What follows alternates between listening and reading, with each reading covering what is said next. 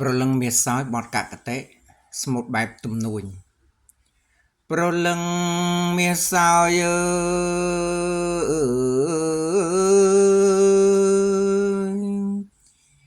ថ្ងៃចាស់ព្រៃហើយទួនទៀបសុរិយា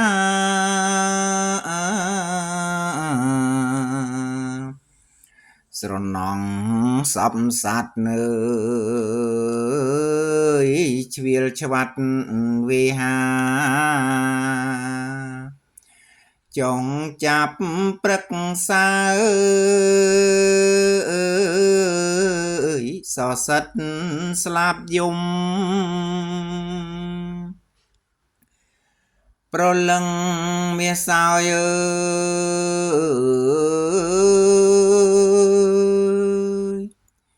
ស្ដាប់សាប់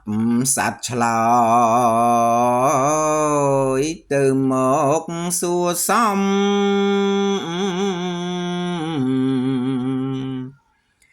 ខ្លះហើភ្លេចប្លង់ខ្លាំងទ្រួងត្រាវយំ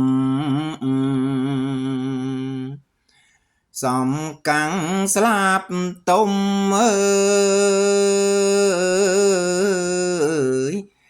ទន្ទឹមគូវាប្រលឹងមាសសោយ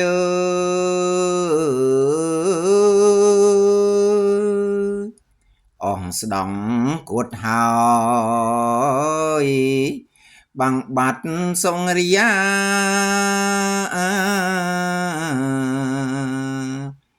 មានតែប្អូនតន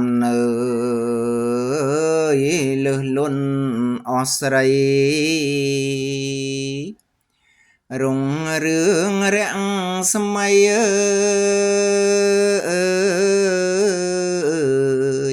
ប្រសើរថ្លៃថ្លាបាទកាប់នេះជាស្នាពហុរបស់ព្រះកវី